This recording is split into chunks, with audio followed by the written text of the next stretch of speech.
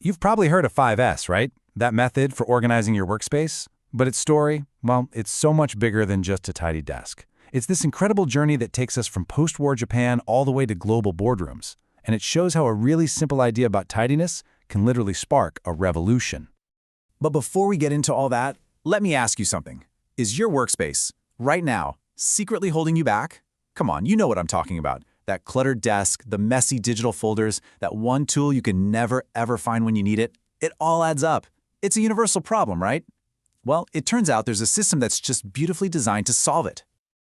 And this is it, the 5S solution. Now, on the surface, these 5 steps look almost too simple, but each one builds on the last to create this incredibly powerful system for improvement. We've got sort, straighten, shine, standardize, and sustain. So we're going to dig into where these 5 simple words actually came from and why they've had such a massive, massive impact. So what is this 5S system, really, at its heart? To understand it, we've got to go back, way back, to its Japanese roots. To really get it, you have to look at the original Japanese terms, because they tell the whole story. Seiri, or sort, is all about getting rid of what you just don't need. Seitan, straighten, means a place for everything and everything in its place, right? For pure efficiency. Siso, or shine, isn't just about cleaning. It's about inspecting while you clean, finding problems early. Then you have seiketsu, standardize, which creates the visual rules to lock in those first 3 steps. And finally, shitsuke, sustain. This is the hardest one. It's about turning all of this into a real, lasting cultural habit. It's a perfect loop. And here's the absolute key. This was never ever just about being tidy. In Japan, 5S was seen as the bedrock, the non-negotiable first step for their entire total quality movement. The thinking was so simple and so powerful. You cannot build a world-class system on a foundation of chaos. You have to get the workplace in order first, period. Okay, so where did this all begin? For that, we have to jump in our time machine and go back to the factory floors of Toyota, where a simple idea about organization was about to change everything. You know what's wild is how long this idea was quietly simmering. It started way back in the 1960s, just as an internal tool inside the now legendary Toyota production system. It took 2 full decades for it to spread across Japan as other companies tried to figure out Toyota's secret sauce. And get this, the actual phrase 5S wasn't even coined until 1995 in a book. The practice existed long before it had that catchy name we all know today. And of course, you have to talk about the people who made it happen. Taiichi Ohno was the master architect, the guy who designed the entire Toyota system where these ideas first grew. Then you had Shigeo Shingo, a brilliant practitioner who was instrumental in packaging these concepts and spreading them beyond Toyota's walls. And here's a little piece of trivia I just love. Toyota didn't roll out all 5 S's at once. Nope, they started with just the first 2, sort and straighten.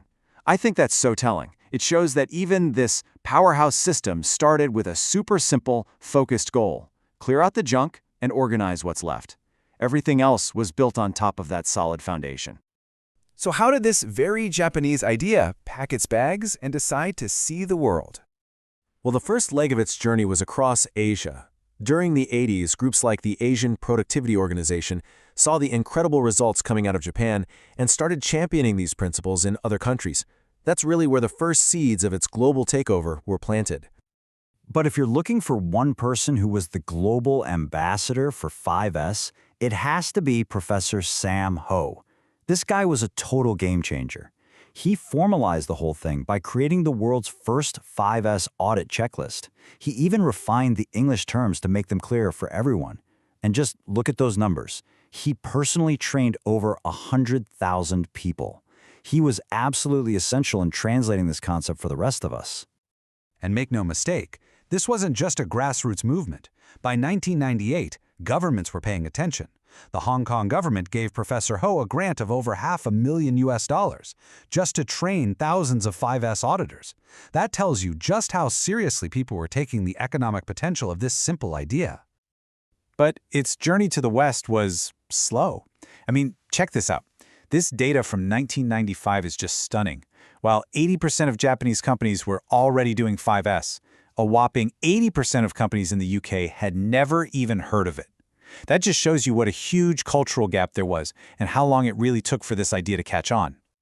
But the story doesn't end there, Because like any truly great idea, 5S didn't just stand still. It grew, it adapted, it evolved.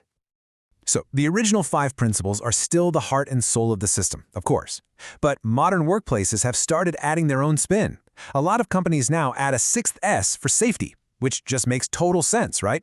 And we've seen new versions pop up like Lean 5S, designed to tackle very modern challenges. So what is this Lean 5S? Well, it's basically a more advanced version, also from Professor Ho, that's laser-focused on minimizing waste of all kinds. Not just junk in the corner, but wasted time, energy, resources. And what's really interesting is that its creation was partly driven by a very real-world problem, soaring oil prices.